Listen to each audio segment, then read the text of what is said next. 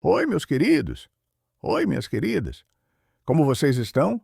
Espero que bem, com saúde e o coração em paz. Meu nome é Roberto Silva Santos, mas todo mundo sempre me chamou de Beto e tenho 75 anos de idade. Nasci numa cidadezinha do interior de São Paulo, chamada Itapetininga, mas minha vida tomou um rumo que eu jamais imaginei quando era criança. Hoje eu quero contar para vocês uma história que guardei no peito por muitos anos. Uma história de sofrimento, mas também de sobrevivência e de como uma pessoa boa pode mudar tudo. Antes de começar, queria fazer um pedido especial para vocês que estão me assistindo agora. Me contem aqui nos comentários de onde vocês são, de qual cidade estão vendo esse vídeo e que hora do dia. É de manhã bem cedinho com aquele café quentinho? É na hora do almoço dando uma pausa?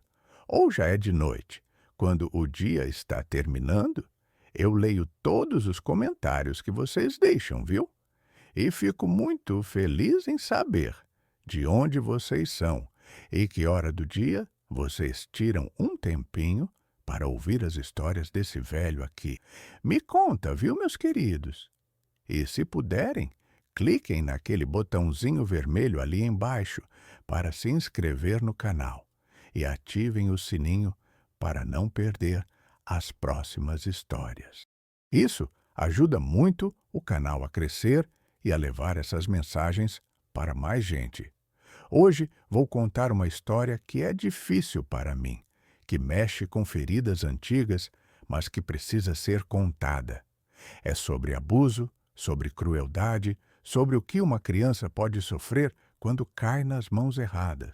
Mas também é sobre esperança, sobre pessoas boas que aparecem quando a gente mais precisa, sobre como a coragem de uma vizinha mudou o rumo da minha vida. Então peguem seu cafezinho ou seu chimarrão, se acomodem aí, e vamos juntos voltar ao ano de 1961, quando minha vida mudou para sempre, e eu aprendi que o inferno pode estar escondido atrás de uma porta fechada, mas que também sempre existe uma luz no fim do túnel. A vida antes da tragédia. Minha história começa bem antes de 1961, para vocês entenderem quem eu era e de onde vim. Nasci em 1949, logo depois da guerra, numa família simples e trabalhadora de Itapetininga. Meu pai, Antônio Silva Santos, era mecânico. Tinha uma oficininha pequena no centro da cidade, onde consertava carros, caminhões, tratores, qualquer coisa que tivesse motor e rodas. Era conhecido na região como um homem honesto, trabalhador, que cobrava justo e fazia serviço bem feito.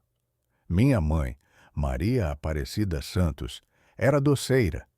Ela fazia os doces mais deliciosos que vocês podem imaginar. Brigadeiro, beijinho, cajuzinho, cocada, doce de leite, Maria mole, tudo que vocês possam imaginar. Ela vendia na feira aos sábados e sempre voltava para casa com a cesta vazia e um dinheirinho guardado no bolso do avental. As pessoas faziam fila na barraca dela. Dona Maria, guarda 2 quilos de brigadeiro para mim. Dona Maria, tem daquele doce de leite cremoso? Ela era famosa na cidade inteira. Eu era filho único. Meus pais tentaram ter mais filhos, mas não veio. Minha mãe perdeu 2 gravidezes antes de mim e uma depois. O médico disse que ela não podia ter mais. Então, eu era o único, o mimo deles, mas não era mimado no sentido ruim, sabe? Eles me criavam com disciplina, com limites, mas também com muito amor. A gente morava numa casinha simples, na Rua das Flores, perto da igreja matriz. Era uma casa pequena, de 3 cômodos, uma sala que também era quarto dos meus pais, um quartinho que era meu e uma cozinha que minha mãe também usava para fazer os doces. Tinha um quintalzinho nos fundos onde minha mãe plantava temperos: salsinha, cebolinha, manjericão, hortelã, e onde criava algumas galinhas que botavam ovos fresquinhos todo dia. Não éramos ricos, meus queridos, mas também não passávamos necessidade. Meu pai ganhava razoavelmente bem na oficina. Minha mãe complementava com os doces. E a gente tinha o básico: comida na mesa todo dia, roupa limpa, um teto sobre a cabeça. E mais importante que isso, a gente tinha amor. Amor de verdade, aquele amor que aquece o coração. Lembro que meu pai chegava do trabalho no fim da tarde, sempre sujo de graxa, com as mãos pretas de óleo de motor, mas com um sorriso no rosto. Ele me pegava no colo, mesmo eu já sendo grandinho, e dizia: "E aí, meu filho, ajudou sua mãe hoje?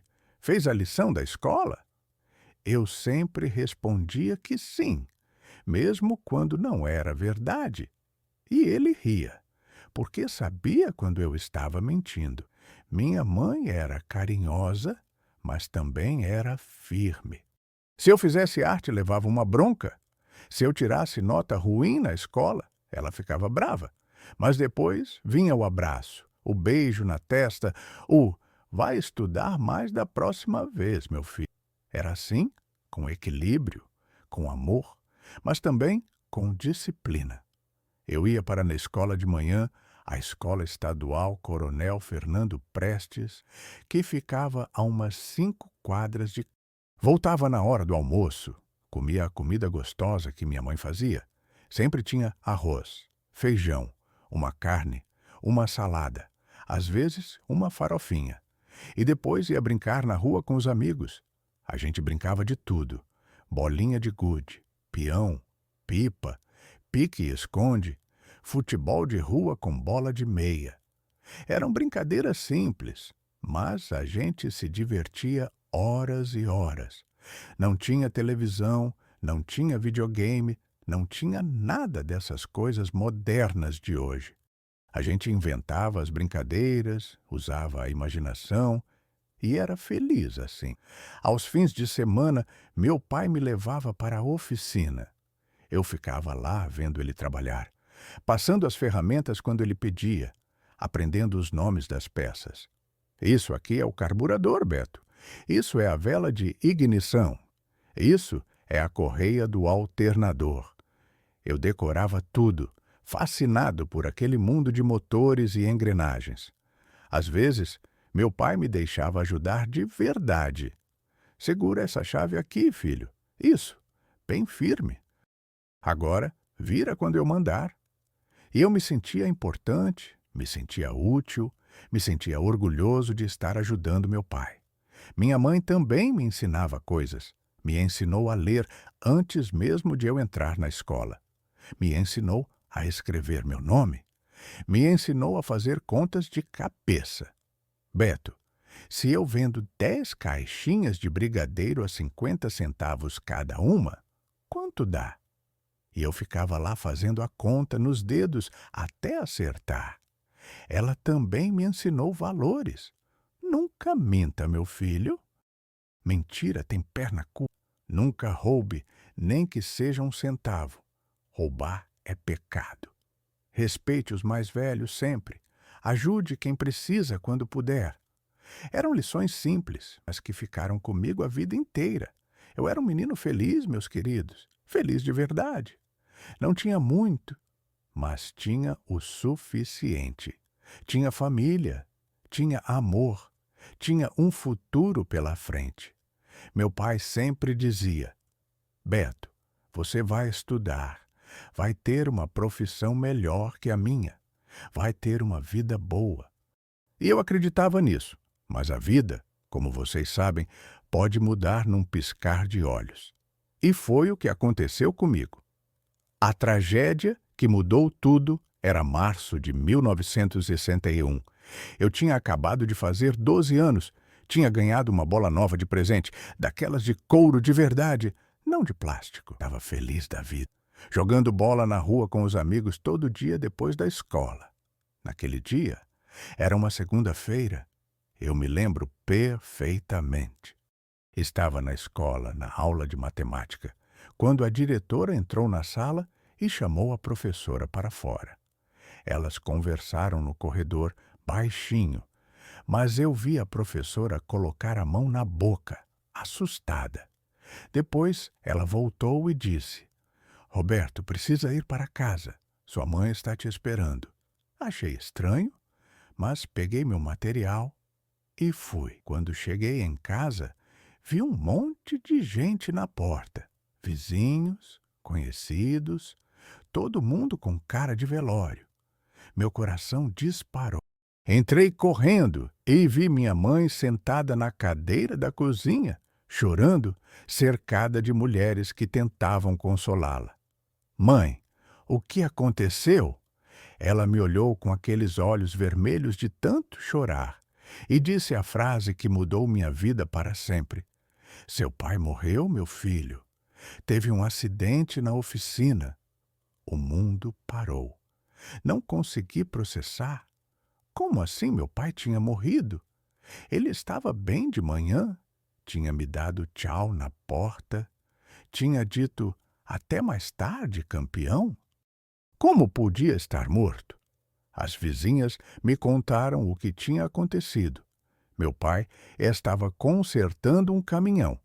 O caminhão estava levantado num macaco hidráulico, aquelas ferramentas que levantam o veículo para a gente poder trabalhar embaixo. Meu pai estava debaixo do caminhão, consertando alguma coisa no motor, quando o macaco falhou. Simplesmente falhou, cedeu, e o caminhão inteiro caiu em cima dele. Os outros mecânicos que trabalhavam com ele tentaram levantar o caminhão, chamaram ajuda, mas quando conseguiram tirar ele de lá, já era tarde. O peso tinha esmagado o peito dele. Ele ainda estava vivo quando chegou no hospital, mas morreu no caminho.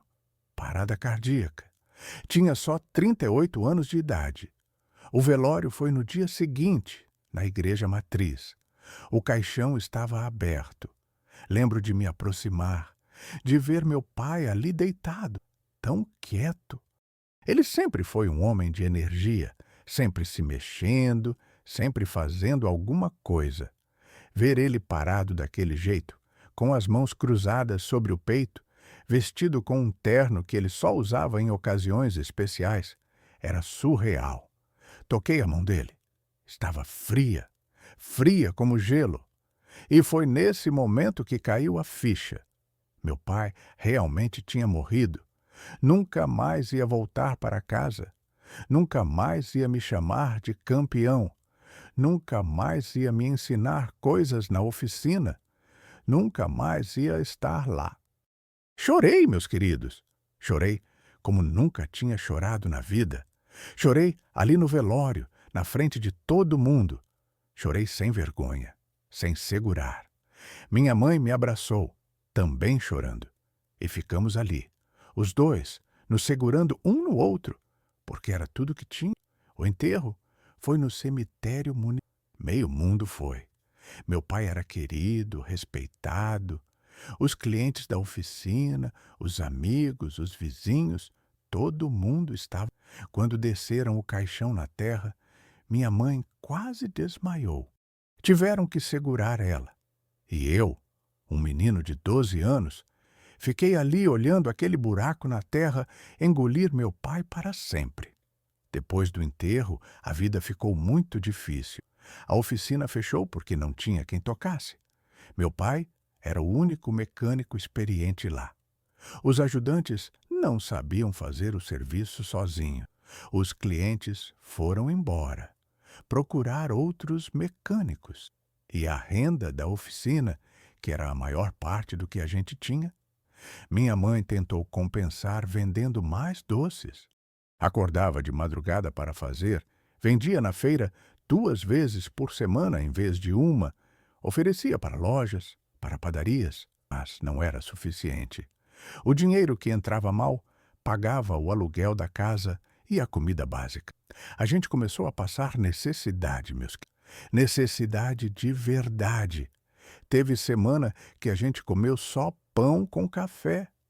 Teve dia que não tinha nem pão, só café com açúcar. Minha mãe começou a vender as coisas de casa. Primeiro vendeu as joias que tinha, umas pulseiras de ouro, uns brincos, a aliança de casamento. Depois vendeu os móveis melhores, a geladeira, o rádio, até a máquina de costura que ela usava para fazer nossas roupas. Eu via ela definhando, ficando cada dia mais magra, mais fraca, mais triste. Ela tentava esconder de mim, tentava sorrir, mas eu via. Via ela chorando escondida no banheiro. Via ela comendo menos para eu poder comer. Via ela ficando doente e não tendo dinheiro para comprar remédio. 2 meses depois da morte do meu pai, minha mãe começou a tossir. Era uma tosse seca, insistente, que não parava.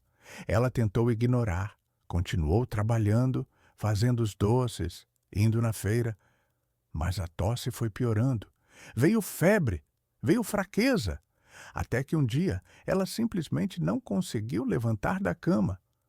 As vizinhas chamaram o médico.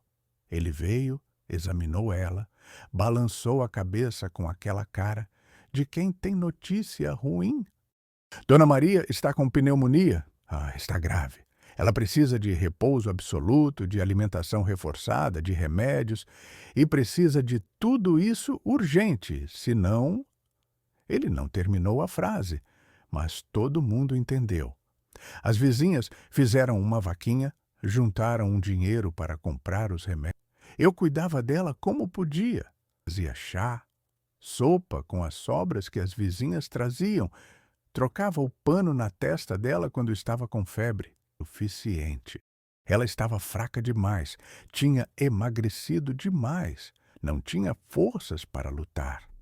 Uma noite, devia ser umas 2 semanas depois que ela adoeceu, eu estava dormindo no chão, ao lado da cama dela.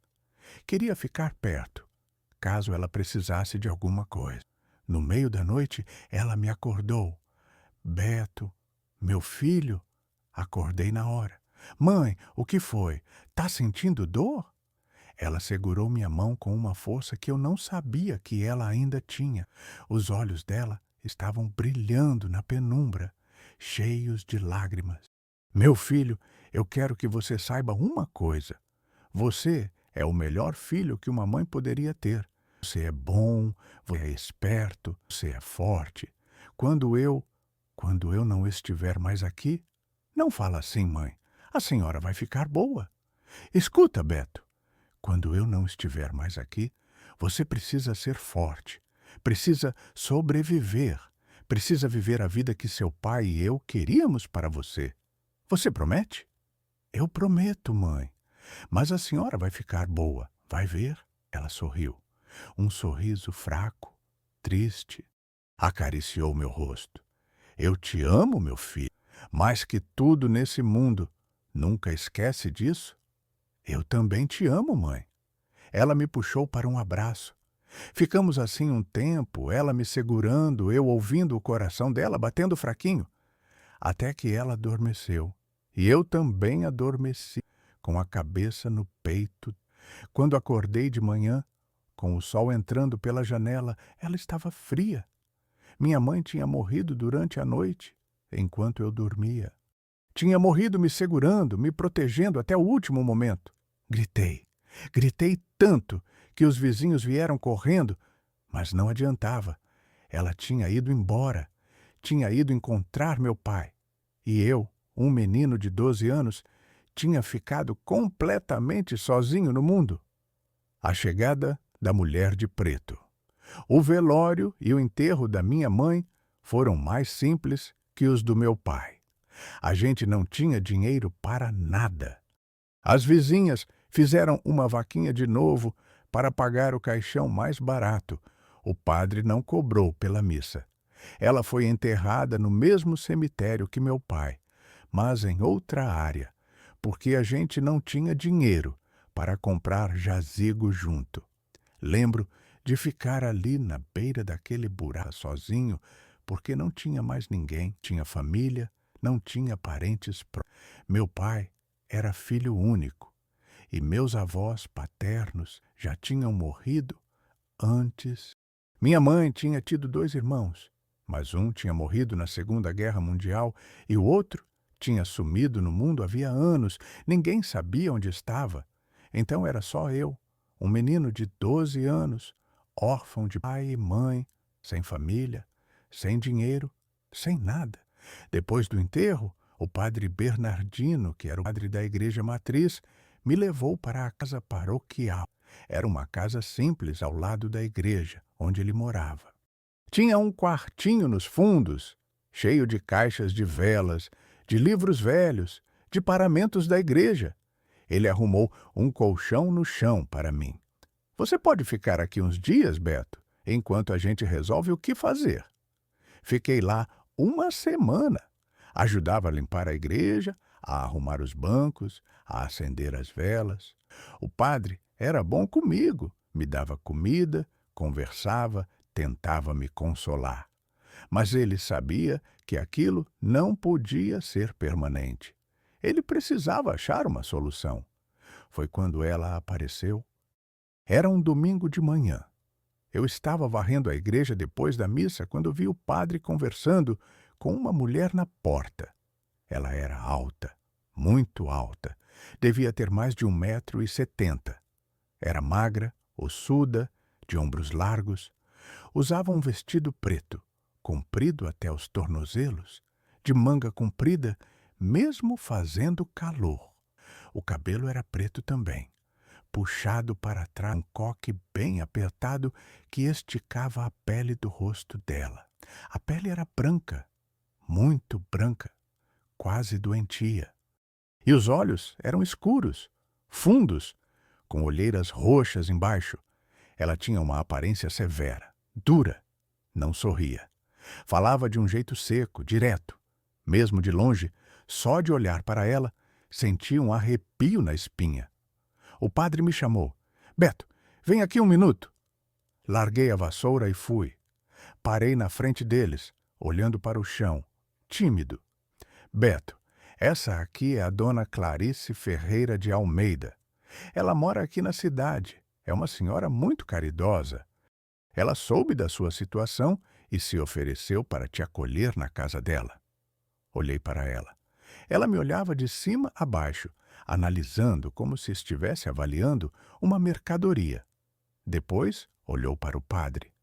É um menino magro, mas parece forte. Parece saudável. Serve. Serve? A palavra me incomodou, mas não disse nada. Dona Clarice é viúva, não tem filhos, mora sozinha numa casa grande. Ela pode te dar um lar, Beto. O que você acha? O que eu achava? Eu era uma criança de 12 anos, órfão, sem opções. O que eu podia achar? Tudo bem, padre. A mulher, Dona Clarice, botou a mão pesada no meu ombro. Os dedos dela eram finos, compridos, gelados mesmo no calor. Você vai morar comigo agora, menino. Vai ter casa, comida, roupa, mas vai ter que obedecer minhas regras. Tudo o que eu mandar você faz, sem questionar. Entendeu? Sim, senhora. Ótimo. Padre, quando ele pode ir comigo? Pode ser amanhã mesmo, dona Clarice. Vou providenciar a documentação da tutela. Perfeito. Amanhã de manhã eu passo para buscá-lo. Ela se virou e saiu sem dizer mais nada. Nem tchau, nem até logo, nada. Só saiu, com passos firmes, o vestido preto balançando. O padre colocou a mão no meu ombro, de um jeito gentil, diferente dela. Beto, Dona Clarice pode parecer um pouco séria, mas ela é uma boa pessoa. Vai cuidar de você. Vai ficar tudo bem. Eu queria acreditar, mas aquele arrepio na espinha não passava. Naquela noite, deitado no colchão, no quartinho dos fundos, não consegui dormir. Ficava pensando na casa nova, na mulher nova, na vida nova. Tentava me convencer de que ia dar certo, que ia ser bom. Mas lá no fundo, bem no fundo, uma voz dentro de mim gritava que alguma coisa estava errada. Na manhã seguinte, eu estava com minha trouxinha pronta. Algumas roupas velhas, uma foto um carrinho de brinquedo que meu pai tinha me dado. Mais nada. Era tudo que eu tinha no mundo. Vamos, disse sem preâmbulo. Me despede do padre. Ele me abraçou, me deu a bênção. Se precisar de alguma coisa, pode vir aqui, viu, Beto? Obrigado, padre. Segui ela pela rua. A gente andou em silêncio. Ela na frente, eu atrás, carregando minha trouxinha. A casa dela ficava nos arredores da cidade, numa estrada de terra que ia para a zona rural. Andamos uns 20 e... A casa apareceu no fim do caminho. Era grande, antiga, de 2 andares, pintada de cinza desbotado. As janelas eram todas fechadas com venezianas de madeira. Tinha um jardim na frente, mas estava abandonado, cheio de mato alto, de folhas secas. Um portão de ferro enferrujado rangia quando ela abriu.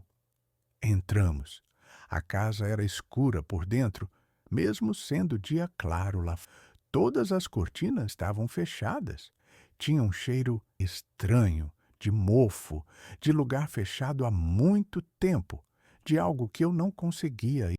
Os móveis eram velhos, cobertos com lençóis brancos empoeirados. Tinha teias de aranha nos cantos do teto. Bem-vindo à sua nova casa, ela disse, sem emoção. Vou te mostrar onde você vai ficar. Subimos uma escada de madeira que rangia a cada degrau. No segundo andar, ela abriu uma porta no fim do corredor. Era um quarto pequeno, com uma cama de solteiro de ferro, um guarda-roupa velho, uma mesinha, uma cadeira. Tinha uma janela pequena, mas tinha grades de ferro do lado de fora. Esse é seu quarto. Não mexa nas minhas coisas. Não entre no meu quarto sem permissão. Não faça bagunça. Mantém tudo arrumado e limpo. Sim, senhora. Deixa suas coisas aí e desce. Preciso te explicar as regras da casa.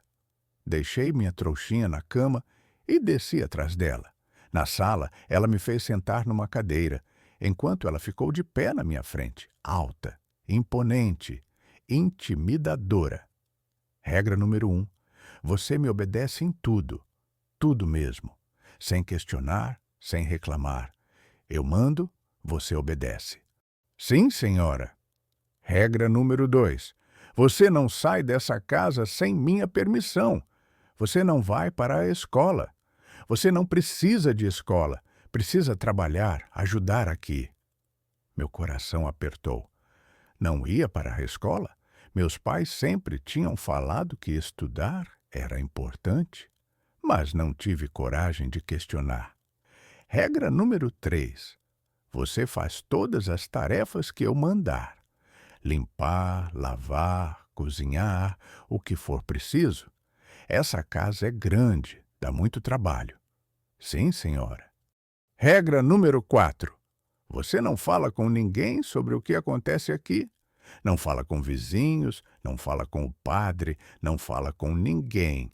O que acontece nessa casa, fica nessa casa. Se você desobedecer essa regra... Ela pausou, me olhando com aqueles olhos escuros e frios. Vai se arrepender, entendeu? Sim, senhora. Ótimo. Agora vai lá na cozinha. Tem uma pia cheia de louça suja. Lava tudo. Depois varre a casa toda. Depois limpa o banheiro. Eu vou sair para fazer umas compras. Quando eu voltar, quero tudo pronto. Ela pegou uma bolsa preta, colocou um chapéu preto na cabeça e saiu. Ouvi o portão rangendo, os passos dela se afastando na estrada de terra. Fiquei ali parado um momento, sozinho naquela casa escura, silenciosa. Então respirei fundo e fui para a cozinha. A pia estava realmente cheia de louça suja. Pratos, panelas, talheres, tudo encardido, com comida grudada, mal cheiroso. A água que saía da torneira era gelada. Não tinha água quente. Lavei tudo com aquela água gelada, esfregando com bucha e sabão até minhas mãos ficarem vermelhas e doloridas. Depois, varri a casa toda. Sala, cozinha, corredores, tudo. Levantava poeira para todo lado. espirrava sem parar. Depois, limpei o banheiro, que estava imundo, com sujeira acumulada de dias, talvez semanas. Quando ela voltou, já era fim de tarde e eu estava exausto. Ela inspecionou tudo, passando o dedo nos móveis, procurando poeira, olhando nos cantos, procurando sujeira. Para a primeira vez, está aceitável. Agora vem, vou te dar o jantar. O jantar era pão duro com margarina e um copo de leite morno. Só isso. Eu estava faminto, então comi rápido, mas continuei com fome. Terminei, senhora. Lava a louça e vai dormir. Amanhã tem mais trabalho. Lavei o prato, o copo, a faca e subi para o quarto. Deitei naquela cama dura, coberto com um lençol fino e velho. Seguia dormir. Ficava pensando nos meus pais, na minha casinha antiga, na minha vida que tinha acabado. E pela primeira vez, desde que tinha chegado ali, deixei as lágrimas saírem. Chorei baixinho, com medo que ela ouvisse, até finalmente pegar no sono. Os primeiros meses de sofrimento.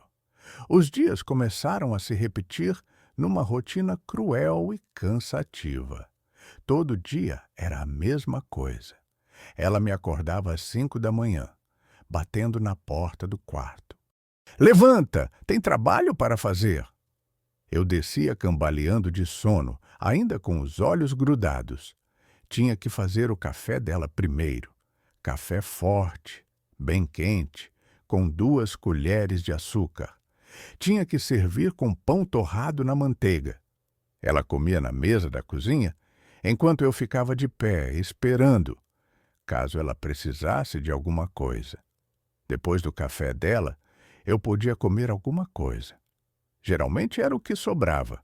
Um pedaço de pão, um resto de café frio. Às vezes, ela nem deixava sobrar nada, e eu ficava com o estômago roncando de fome. Depois, começava o trabalho. Limpar a casa toda, todo dia, varrer todos os cômodos, passar pano no chão, tirar pó dos móveis, lavar o banheiro, lavar a louça, lavar roupa no tanque, esfregando na tábua até minhas mãos ficarem em carne viva, estender no varal, passar roupa com aquele ferro pesado de brasa que queimava se a gente não tomava cuidado. Era trabalho de adulto para um menino de 12 anos. Eu não tinha força suficiente, não tinha altura suficiente, não tinha habilidade suficiente, mas tinha que fazer mesmo assim, porque se não fizesse, ou se fizesse mal feito... E o castigo, meus queridos, era o pior de tudo. A primeira vez que fui castigado foi umas 2 semanas depois de ter chegado. Eu estava lavando a louça e, sem querer, derrubei um prato. O prato caiu no chão e quebrou em pedaços. O barulho ecoou pela casa. Ela veio correndo da sala. Olhou para o prato quebrado, olhou para mim. Você quebrou meu prato? Foi sem querer, senhora. Desfoi sem querer. Sem querer? Você é descuidado, desastrado. Precisa aprender a ter mais cuidado. Ela me pegou pelo braço, apertando forte, e me arrastou para o banheiro. Era um banheiro pequeno no andar de baixo, sem janela, só com uma lâmpada pendurada no teto. Tinha um vaso sanitário, uma pia pequena e mais nada. Ela me empurrou para dentro. Vai ficar aqui até aprender a não quebrar minhas coisas. Não, senhora, por favor. Eu prometo que vou ter cuidado. Por favor, não... Ela bateu a porta na minha cara. Ouvi a chave girando na fechadura do lado de fora. E então o clique do interruptor. Ela apagou a luz.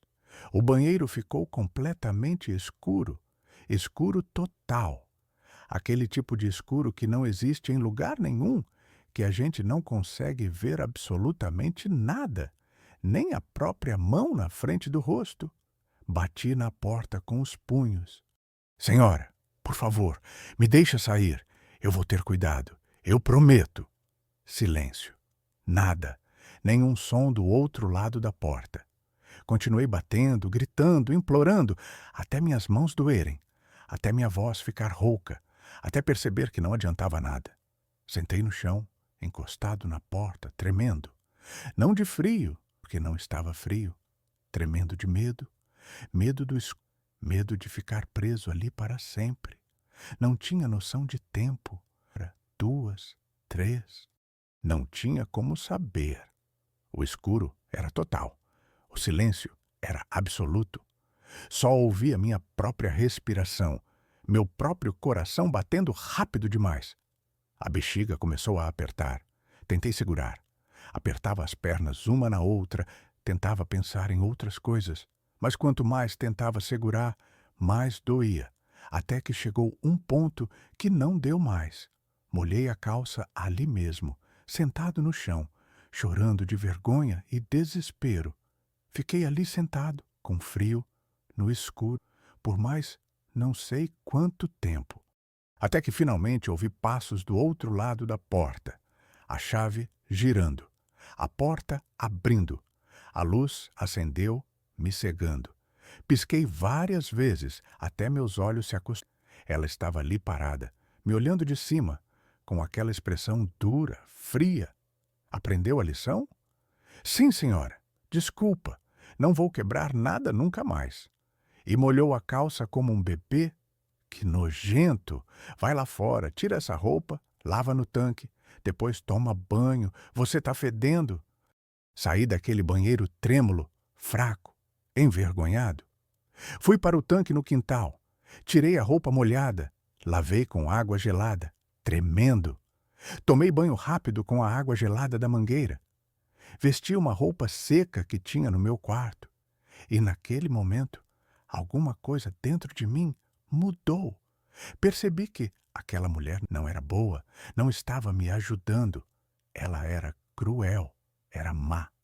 E eu estava preso ali, sem ter para onde ir, sem ter quem me salvar. Mas aquilo, porque ela descobriu que o banheiro escuro era uma arma poderosa e começou a usar sempre que eu fazia algo errado.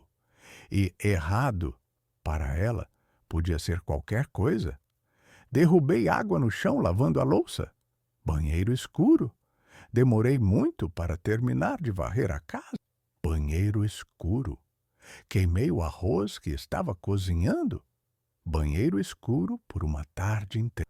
Olhei para ela de um jeito que ela não gostou. Banheiro escuro. Perguntei se podia comer mais porque estava com fome. Banheiro escuro e sem jantar. Às vezes era 1 hora, às vezes eram 3, 4 horas.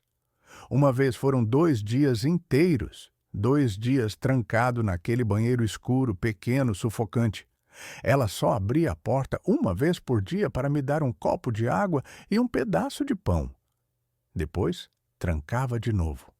Quando saí daquela vez, depois de 2 dias, eu estava tão fraco que desmaiei.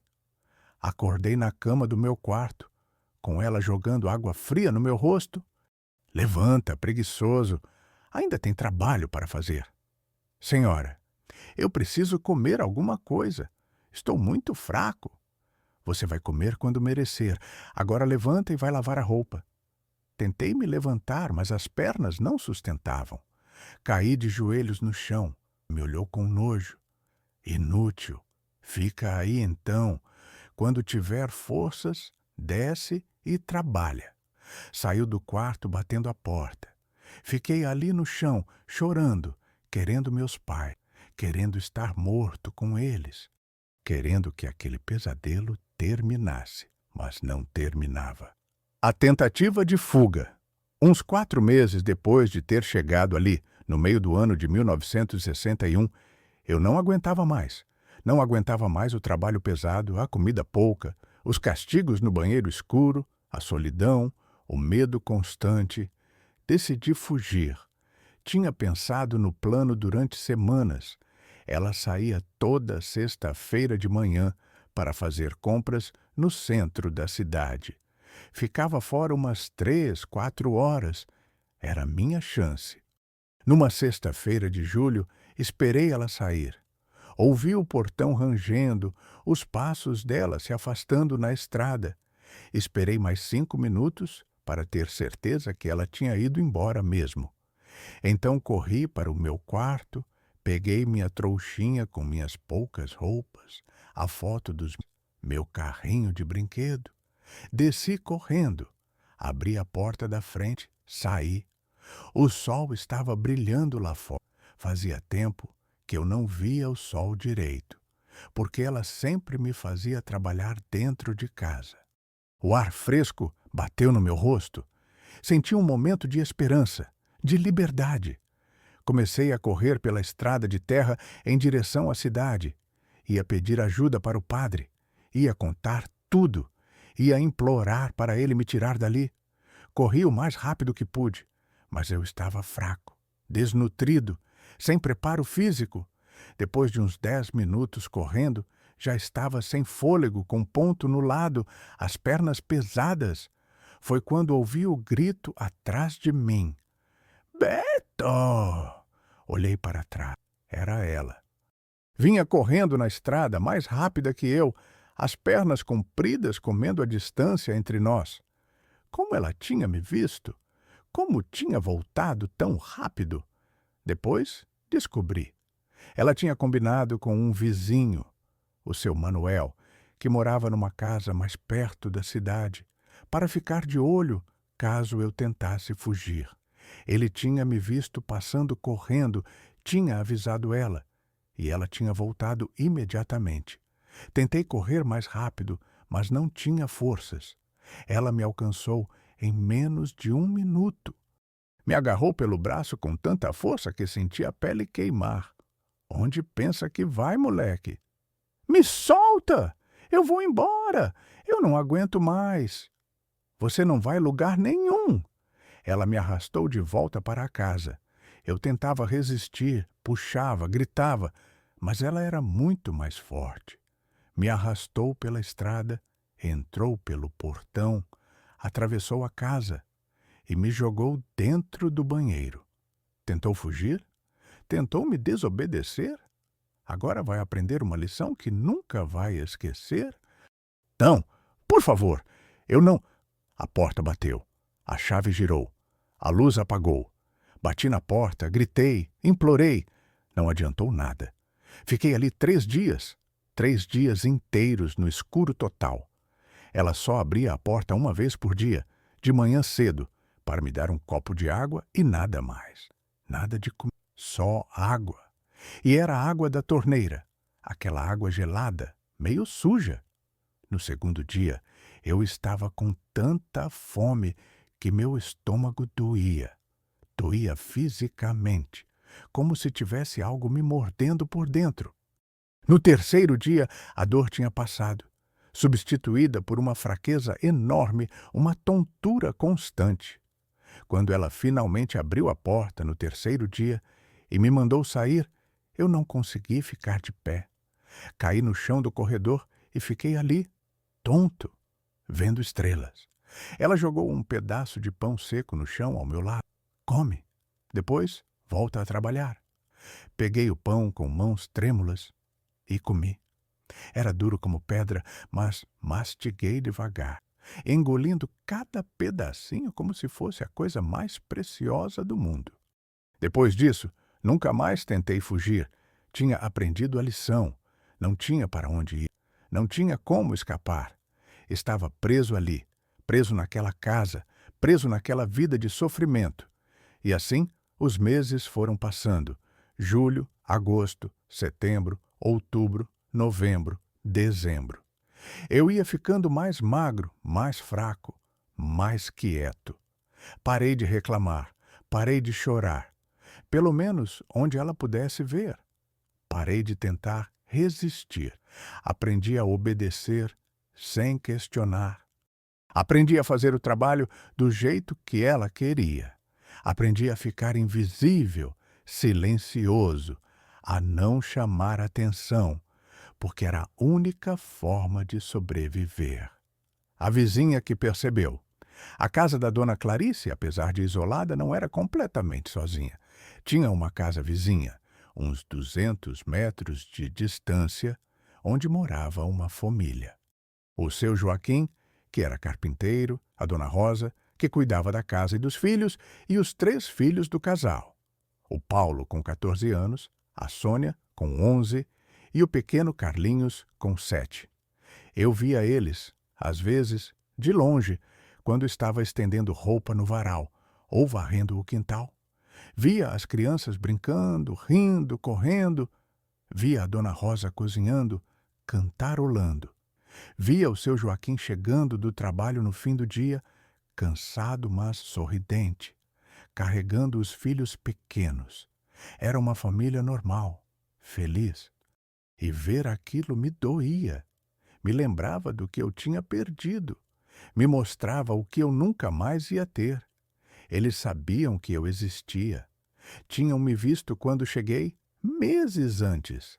A dona Clarice tinha até apresentado eu para eles no início, dizendo que era um sobrinho distante dela que ia morar ali. Desde então, quase não tinha contato com eles. Dona Clarice me proibia de conversar com os vizinhos. Se alguém perguntar alguma coisa, tá tudo bem, que eu cuido bem de você, que você é feliz aqui. Se não... E ela apontava para o banheiro.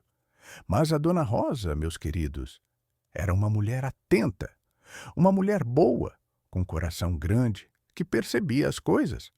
Ela começou a prestar atenção em mim. Percebia que eu estava sempre trabalhando, nunca brincando.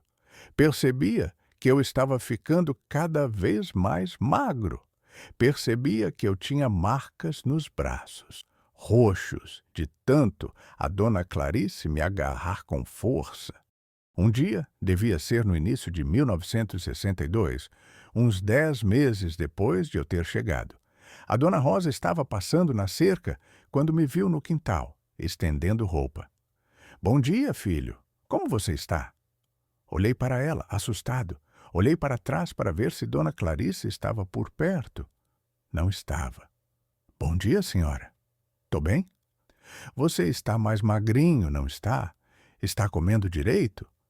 "Estou sim, senhora." "E a dona Clarice? Está tratando você bem?" "Está, senhora. Ela é muito boa comigo." Mas minha voz tremeu quando falei, e a dona Rosa percebeu. Ela se aproximou mais da cerca, baixando a voz. "Filho, se alguma coisa estiver errada, você pode me contar. Não precisa ter medo." "Não tem nada errado, senhor. Está tudo bem." Mas meus olhos encheram de lágrimas, traindo minhas palavras. Ela me olhou com preocupação. "Filho." Nesse momento, ouvi a voz da dona Clarice vindo de dentro da casa. "Beto, o que você está fazendo aí parado? Tem trabalho para fazer?" "Já vou, senhora." Olhei para a dona Rosa, desesperado, implorador. Ela entendeu. Acenou com a cabeça e se afastou. Mas a semente da suspeita tinha sido plantada. A dona Rosa começou a prestar ainda mais atenção. Começou a aparecer na cerca com mais frequência, sempre com alguma desculpa. Trazia um bolo que tinha feito e oferecia para a dona Clarice. Pedia emprestado alguma coisa, perguntava sobre receitas.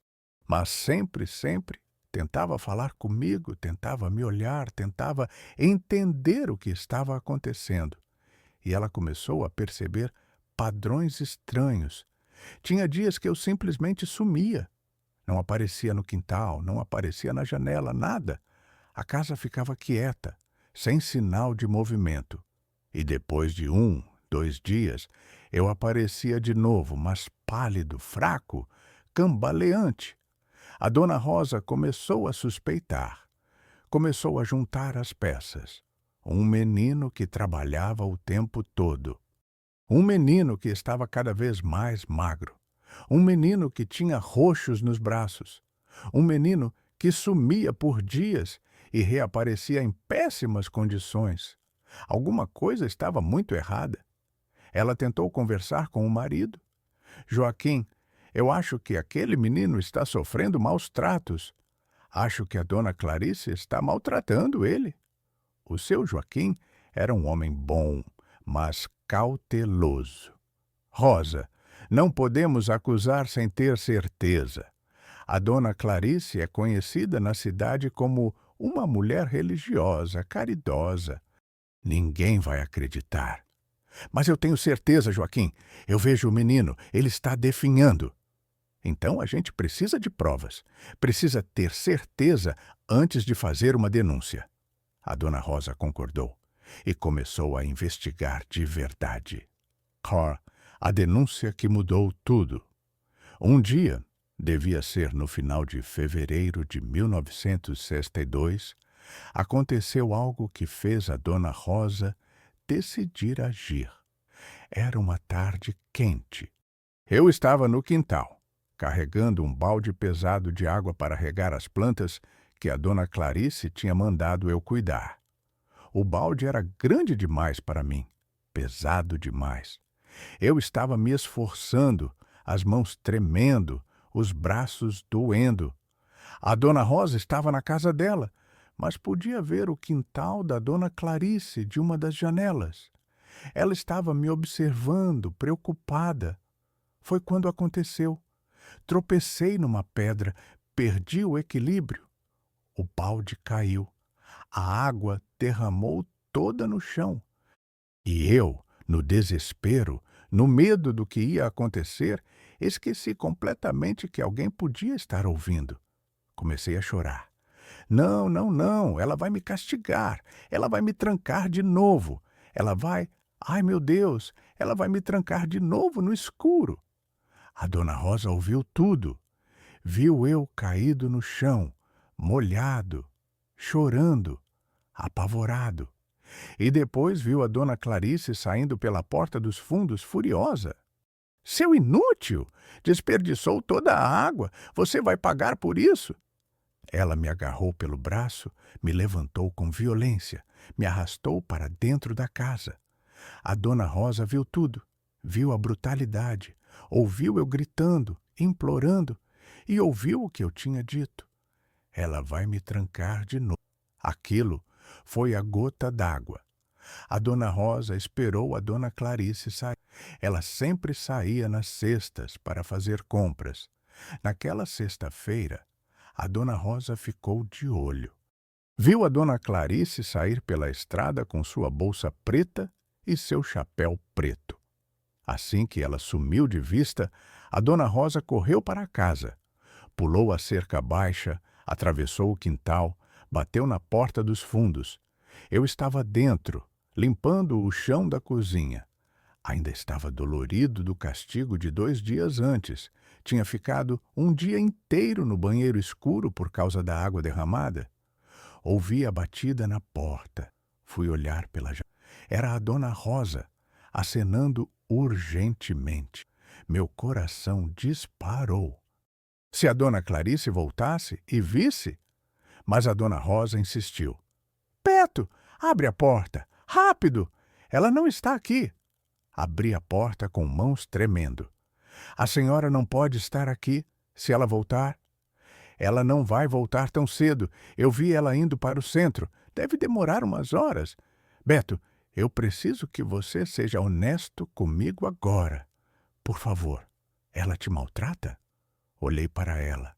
Olhei para aqueles olhos gentis, preocupados, e algo dentro de mim quebrou. Desabei. Comecei a chorar. Chorei como não chorava fazia meses. E enquanto chorava, contei tudo. Contei sobre o trabalho pesado, sobre a comida escassa, sobre os castigos. Contei sobre o banheiro, sobre o escuro total, sobre ficar preso ali por dias, sem comida, só com água. Contei sobre as ameaças, sobre o medo, sobre como eu queria fugir, mas não tinha para onde ir. Falei sem parar, as palavras saindo atropeladas, desesperada, meses e meses de sofrimento calado, finalmente saindo. A dona Rosa me ouviu com lágrimas nos olhos. Quando terminei, ela me abraçou. Meu Deus do céu, meu Deus do céu, isso não pode continuar. Você é uma criança. Isso é um crime. Mas eu não tenho para onde ir, senhora. Meus pais morreram. Eu não tenho ninguém. Você vai ter, sim. Eu vou te tirar daqui. Agora. Mas se ela descobrir, ela não vai fazer nada porque você não vai estar aqui. Pega suas coisas. Vamos para minha casa agora. Depois eu vou na delegacia denunciar ela. Mas, e se ninguém acreditar? E se eu tiver que voltar para cá? Eu não vou deixar você voltar. Confia em mim. Havia algo nos olhos dela. Uma determinação, uma força. Acreditei. Corri para o meu quarto, peguei minha trouxinha, descemos, saímos pela porta dos fundos, atravessamos o quintal correndo, pulamos a cerca, chegamos na casa dela. O seu Joaquim estava lá, trabalhando numa peça de madeira na bancada dele. Quando nos viu entrando, largou tudo. Rosa, o quê? Joaquim, pega o caminhão. Vamos na delegacia, agora. O que aconteceu? A dona Clarice está maltratando esse menino. Tortura psicológica, maus tratos, cárcere privado. Ele me contou tudo. A gente tem que denunciar. Agora. O seu Joaquim olhou para mim, viu meu estado. A magreza, os roxos nos braços, o olhar assustado. Entendeu que era sério. Vamos. Subimos no caminhão os três.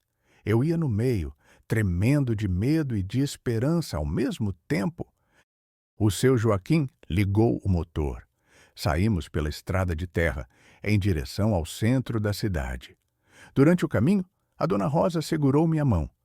Vai dar tudo certo, filho. Você vai ver. Eu queria acreditar. Mas tinha tanto medo. Medo do que ia acontecer. Medo de que não acreditassem em mim. Medo de ter que voltar para aquela casa. Chegamos na dele. Era um prédio pequeno, simples, com uma placa na frente. Entramos. Dentro tinha uma mesa onde um policial estava sentado fazendo alguma papelada. Boa tarde. Em que posso ajudar? A dona Rosa foi direto ao ponto. Eu quero fazer uma denúncia de maus tratos contra menor. O policial levantou as sobrancelhas. Maus tratos? Contra quem? Contra esse menino aqui. O nome dele é Roberto Silva Santos. Ele está sob a tutela da dona Clarice Ferreira de Almeida. E ela está maltratando ele. Deixa ele sem comer, faz ele trabalhar como escravo, tranca ele num banheiro escuro por dias como castigo. O policial olhou para mim. É verdade, menino? Minha voz saiu baixinha, tremendo. É verdade, sim, senhor. Espera aqui, vou chamar o delegado. Ele saiu e voltou com um homem de uns 50 anos, bigode grosso, uniforme bem passado. Era o delegado Carlos. Dona Rosa? Seu Joaquim? Que surpresa! O que aconteceu? A dona Rosa repetiu tudo. O delegado ouviu com expressão cada vez mais séria. Depois se agachou na minha frente, ficando na minha altura. Filho, eu preciso que você me conte com suas próprias palavras o que está acontecendo. Pode fazer isso? Respirei fundo e contei. Contei tudo de novo. Sobre o trabalho, sobre a fome, sobre o banheiro escuro. Mostrei os roxos nos meus braços. Contei sobre a vez que fiquei 3 dias trancado sem comida. O rosto do delegado ficou vermelho de raiva.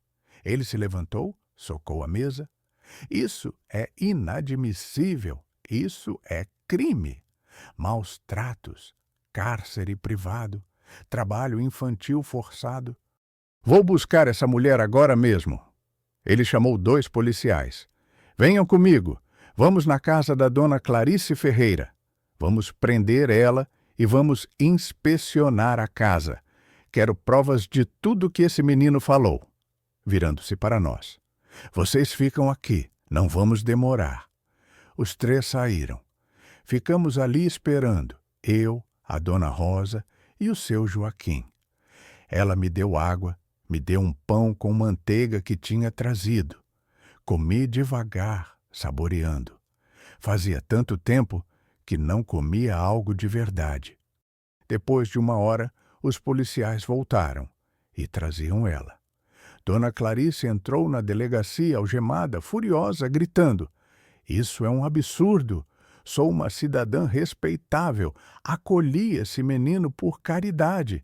E assim que vocês me agradecem?" "Senhora, a senhora vai ter todo o direito de se defender. Mas primeiro vamos investigar as acusações." Ela me viu ali sentado ao lado da Dona Rosa. Seus olhos se estreitaram, cheios de ódio. "Você, seu ingrato, seu mentiroso. Eu te dei casa, comida e você me paga com mentiras?"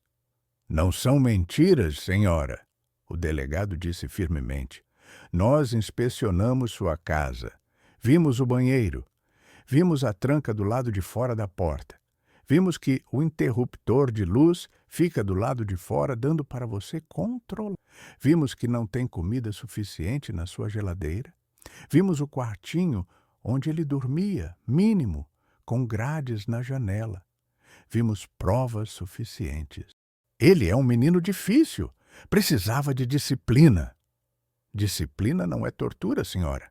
O que a senhora fez é crime." Chamaram um médico para me examinar. Ele viu os roxos, viu as costelas aparecendo de tão magro, mediu meu peso e altura e balançou a cabeça. "Esse menino está desnutrido. Está abaixo do peso ideal para a idade. Tem sinais claros de maus tratos físicos." O laudo médico foi juntado ao processo, junto com o relatório dos policiais sobre o que encontraram na casa, junto com o meu depoimento e o da Dona Rosa. Dona Clarice foi presa. Ia responder criminalmente por tudo que tinha feito. E eu? Eu fiquei sob os cuidados temporários da Dona Rosa e do seu Joaquim, até a justiça decidir meu destino oficial. Naquela noite, dormi na casa deles. Eles arrumaram um colchão para mim no quarto do Paulo, o filho mais velho. A Dona Rosa me deu jantar de verdade. Arroz, feijão, bife, salada, até sobremesa. Comi devagar, com medo de passar mal de tanta comida de uma vez. Depois, ela me deu banho quente. Banho quente, meus... Fazia quase um ano que eu só tomava banho com água gelada. A água quentinha caindo nas minhas costas foi uma das sensações mais maravilhosas que já senti. Me deu roupa limpa, emprestada do Paulo.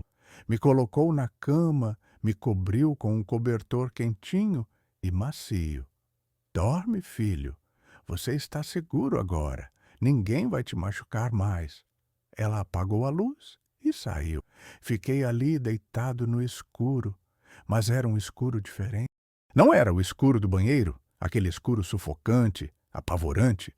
Era o escuro de um quarto normal, onde entrava um pouquinho de luz da rua pela janela, onde eu ouvia sons normais de uma casa, vozes conversando baixinho, louça sendo lavada, passos no corredor. Era o escuro de um lar, e pela primeira vez em quase um ano dormi em paz.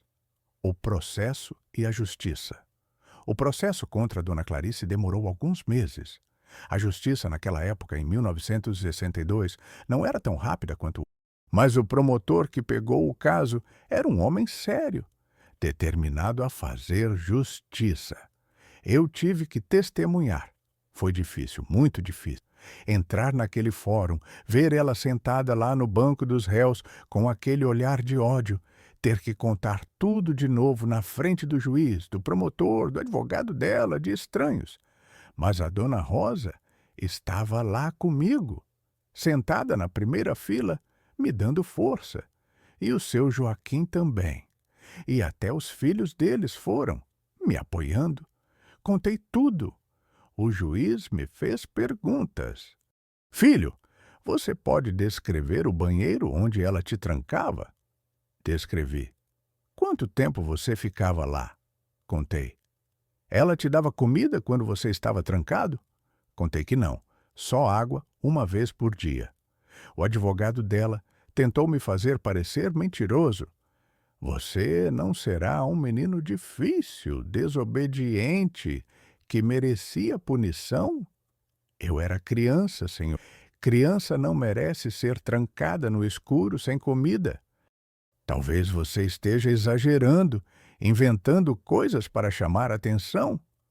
Não estou inventando, senhor. O médico viu os roxos. Os policiais viram o banheiro com tranca do lado de fora. A dona Rosa também testemunhou. Contou tudo o que tinha visto, todas as suspeitas, o dia que me ouviu gritar sobre ser trancado no escuro. O laudo médico foi apresentado, o relatório policial foi apresentado, fotos da casa, do banheiro, do meu quarto com grades, tudo foi apresentado. O promotor fez um discurso final forte, meritíssimo. O que temos aqui não é um caso de disciplina, é um caso de crueldade sistemática contra uma criança indefesa.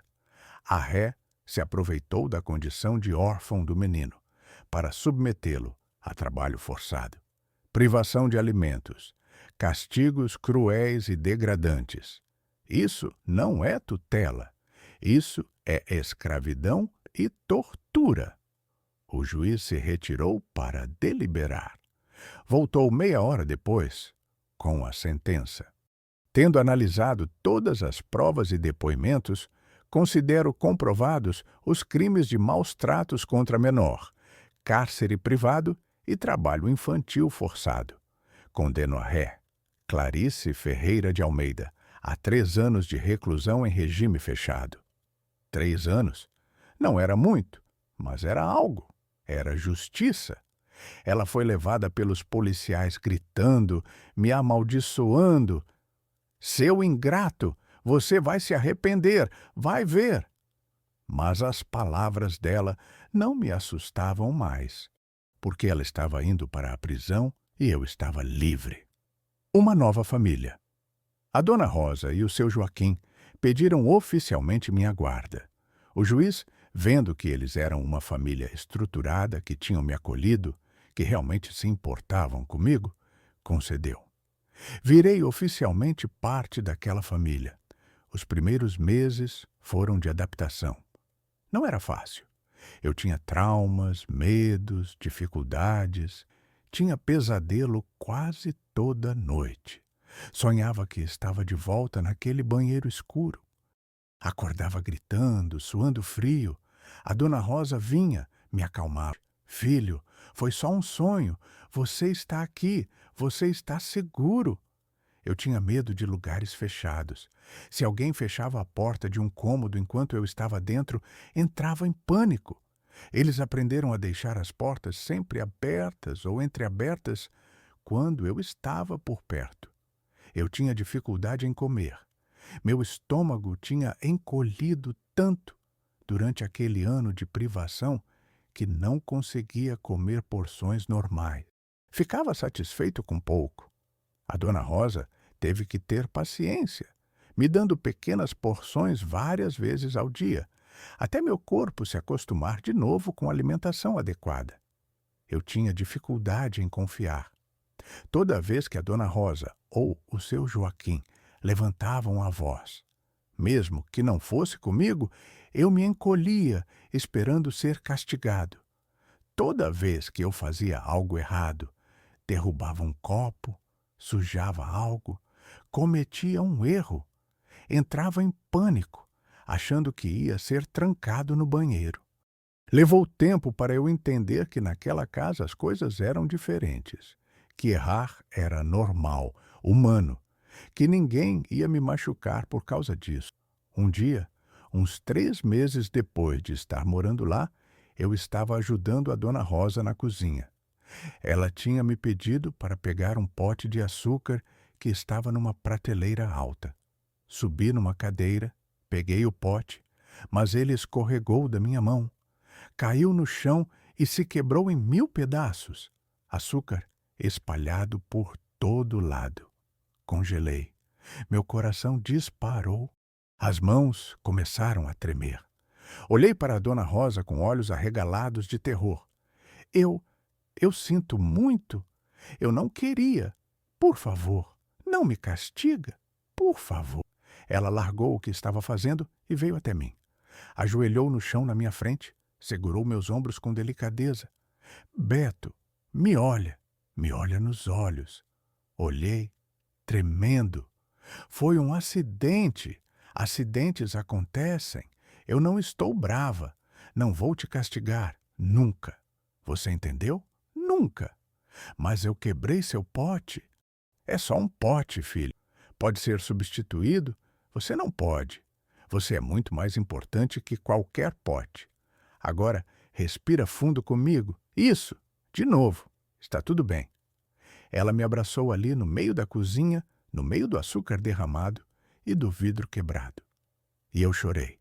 Chorei de alívio, de gratidão, de ainda não conseguir acreditar completamente que estava seguro. Vem, ela disse depois.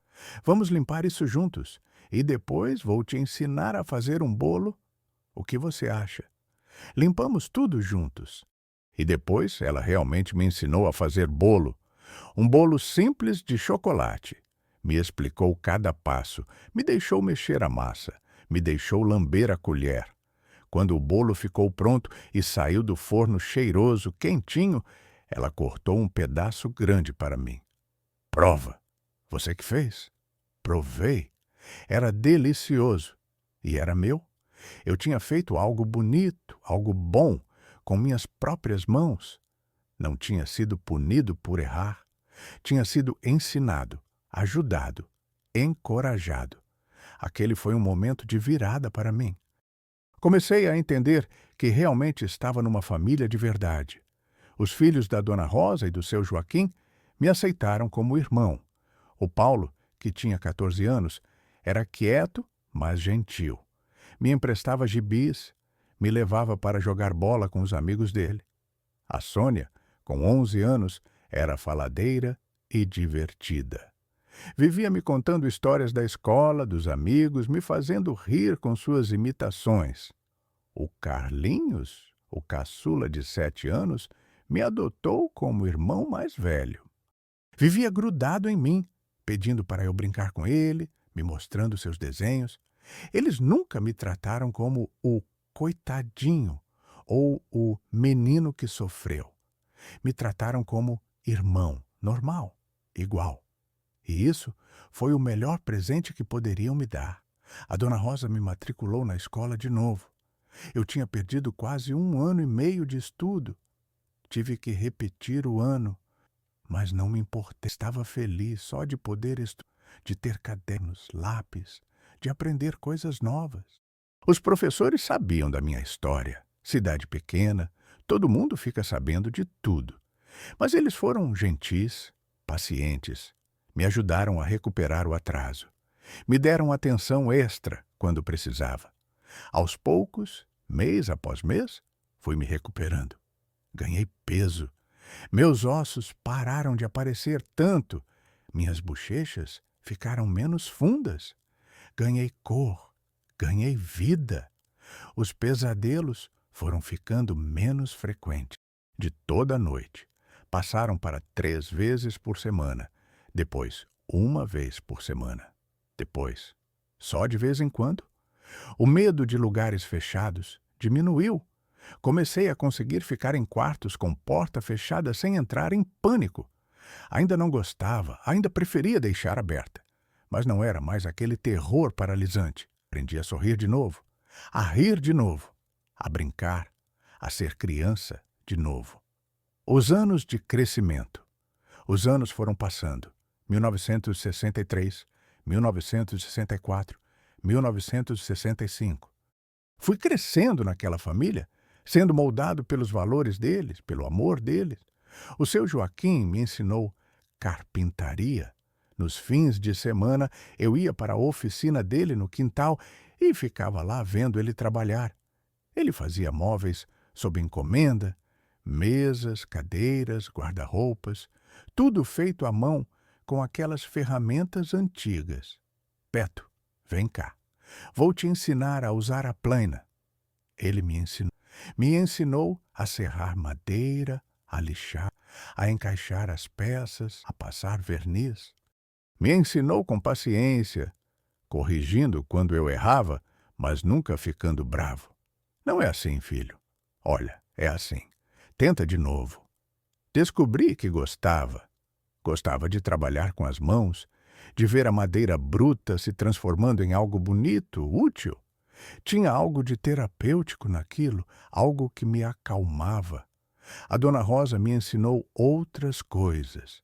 Me ensinou a cozinhar, não só o básico, mas receitas de verdade.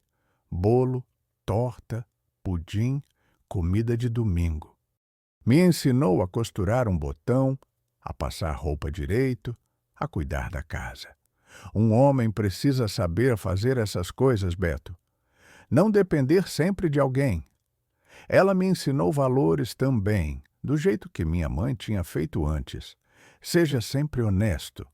Trabalhe duro, mas trabalhe com dignidade. Trate todo mundo com respeito, não importa quem seja. Não guarde rancor.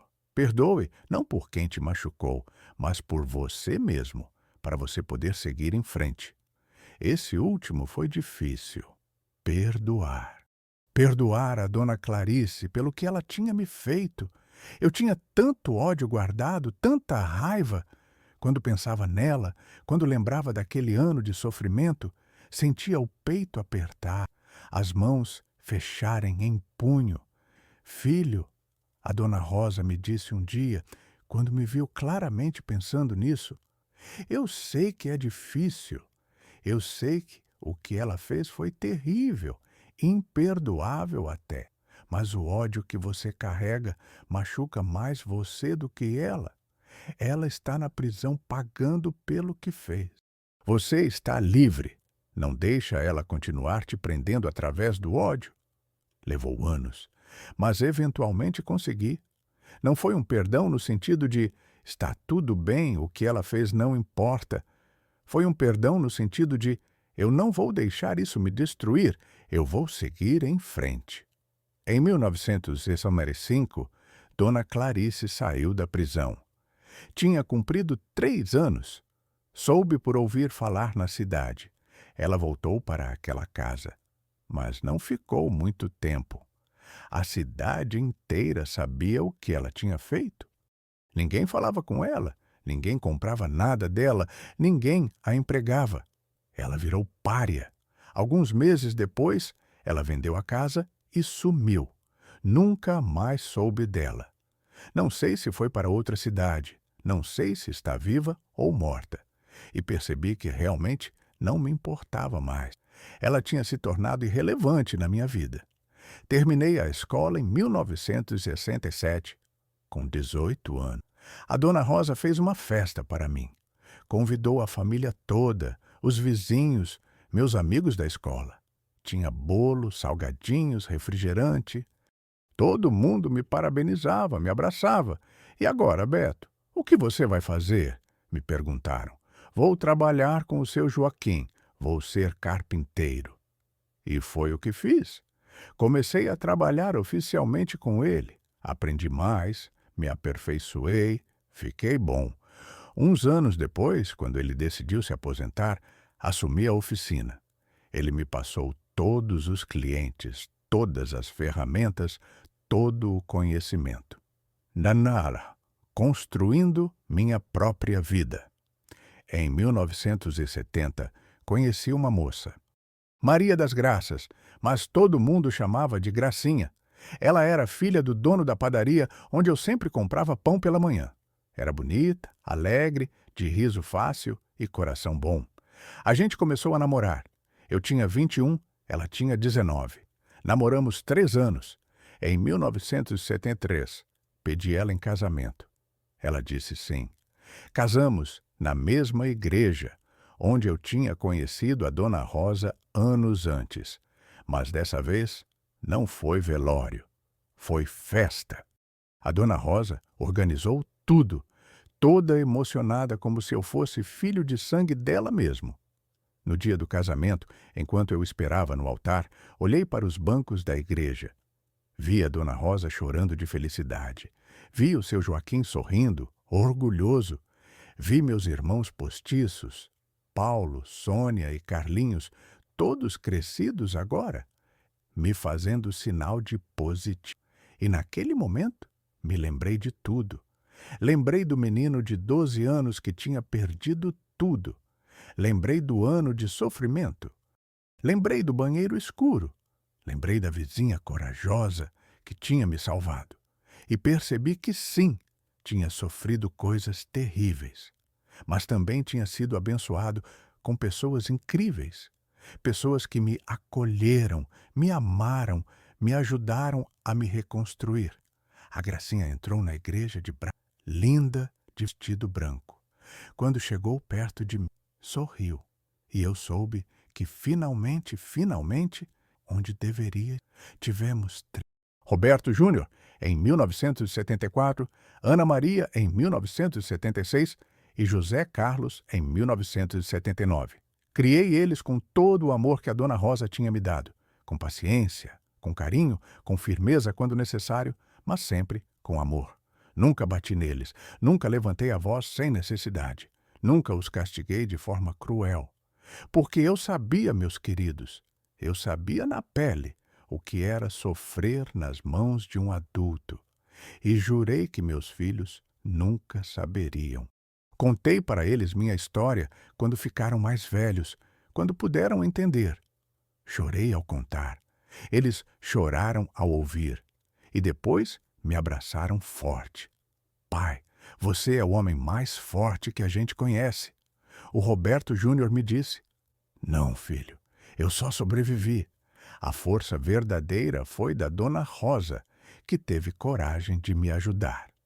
Agora, a despedida da heroína.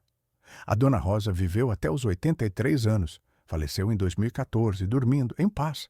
Eu estava com 65 anos quando ela se foi. O velório foi enorme. Ela tinha ajudado tanta gente durante a vida que metade da cidade apareceu para se despedir. Mas quem mais chorou fui eu. Eu me ajoelhei ao lado do caixão e segurei a mão fria dela. Obrigado, sussurrei. Obrigado por ter me visto. Obrigado por ter se importado. Obrigado por ter sido corajosa quando eu precisava. Obrigado por ter me dado uma família, um lar, uma vida. Eu não estaria aqui sem você. O seu Joaquim tinha falecido anos antes, em 2008. Eles foram enterrados lado a lado no cemitério municipal. Eu visito os túmulos deles toda semana até hoje. Levo flores, limpo as lápides, fico ali conversando com eles como se ainda estivessem vivos. Dona Rosa, a senhora não vai acreditar. O Roberto Júnior me deu mais um neto. Esse já é o 5º. A senhora seria bisavó dele também, sabia? Porque a senhora é minha mãe de coração. Uau, os frutos de uma vida reconstruída. Hoje tenho 75 anos. Sou aposentado, mas ainda faço alguns trabalhos de carpintaria de vez em quando, mais por hobby que por necessidade. Tenho 5 netos, sendo que mais 2 estão a caminho. Minha esposa Gracinha está ao meu lado há mais de 50 anos. Meus 3 filhos cresceram, se formaram, construíram suas próprias famílias. O Roberto Júnior é professor, a Ana Maria é enfermeira. O José Carlos é engenheiro. Todos são pessoas boas, honestas, trabalhadoras, pais e mães dedicados. E eu olho para eles com orgulho, sabendo que quebrei o ciclo, que dei a eles o que eu não tive na infância: estabilidade, amor, segurança. Meus irmãos postiços continuam sendo minha família. Paulo mora em São Paulo, é aposentado. Sônia mora aqui perto ainda. A gente se vê toda semana. Carlinhos mora em Minas, mas vem visitar sempre. Nos falamos no telefone, nos reunimos nos aniversários, nos feriados. Somos família de verdade, unidos não por sangue, mas por escolha e amor. Às vezes, quando estou sozinho, trabalhando na oficina, lixando uma madeira, o cheiro de serragem no ar, me pego pensando em tudo que passei. Penso no menino de 12 anos assustado, sozinho, sofrendo. Penso na dona Clarice e no ano de pesadelo. Penso na dona Rosa e no seu Joaquim, meus salvadores, e percebo que sim, sofri muito. Carrego cicatrizes que nunca vão sumir completamente. Ainda tenho um leve desconforto com lugares muito escuros e fechados. Ainda tenho pesadelo ocasional. Ainda tenho aquela memória gravada a ferro e fogo, mas também percebo que sobrevivi. Mais que isso, prosperei. Construí uma vida bonita, cheia de amor, de família, de propósito. Não deixei aquele ano terrível me definir ou me destruir. Usei como lição, como força, como lembrança de nunca tratar ninguém com crueldade. Buenas, a mensagem que precisa ser ouvida. Meus queridos, se vocês chegaram até aqui, até o final dessa história longa e difícil, obrigado. Obrigado por terem a paciência de me ouvir. Obrigado por se importarem. Essa história, apesar de ser minha, infelizmente não é única. Nesse exato momento, existem crianças sofrendo, crianças sendo maltratadas, abusadas, negligenciadas, crianças que precisam de alguém que perceba, que se importe, que tenha coragem de agir. Então, quero deixar algumas mensagens importantes. Primeiro, prestem atenção nas crianças ao redor de vocês. Aquela criança que está sempre quieta demais. Aquela que está emagrecendo. Aquela que tem marcas estranhas. Aquela que parece com medo o tempo todo. Pode ser que esteja passando por algo terrível e não consiga ou não saiba pedir ajuda. Não ignorem os sinais. Não pensem, não é da minha conta, ou deve ser impressão minha. Se algo parece errado, provavelmente está errado. Investiguem. Conversem com a criança quando estiver sozinha. Perguntem com gentileza. Criem um ambiente seguro para ela se abrir. Segundo, se descobrirem que uma criança está sendo maltratada, ajam. Façam uma denúncia. Liguem para o conselho tutelar, para a polícia, para os serviços de proteção à criança. Sim, pode ser desconfortável. Sim, pode criar problemas com vizinhos ou conhecidos. Mas uma vida está em jogo. Uma criança está sofrendo. Isso vale mais que qualquer desconforto. Sejam como a dona Rosa. Ela podia ter fingido que não viu nada.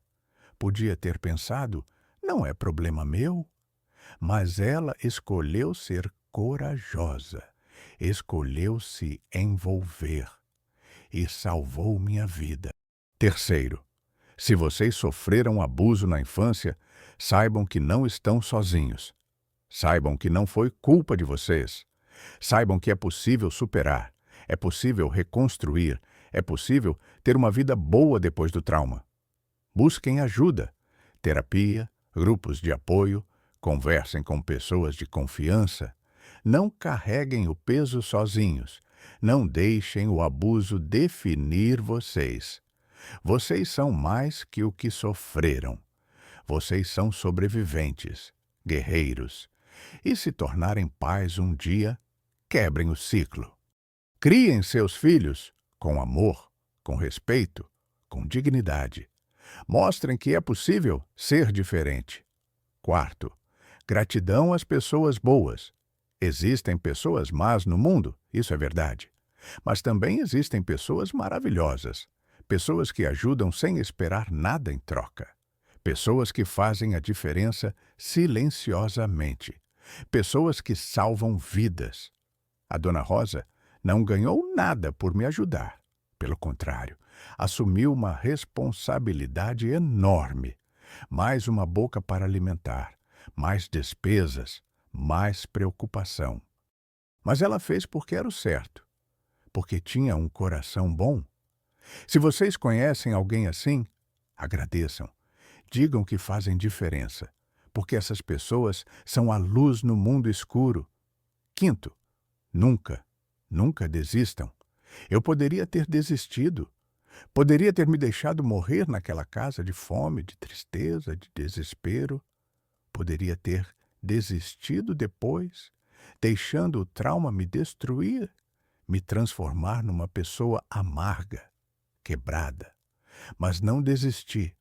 Lutei, sobrevivi, reconstruí.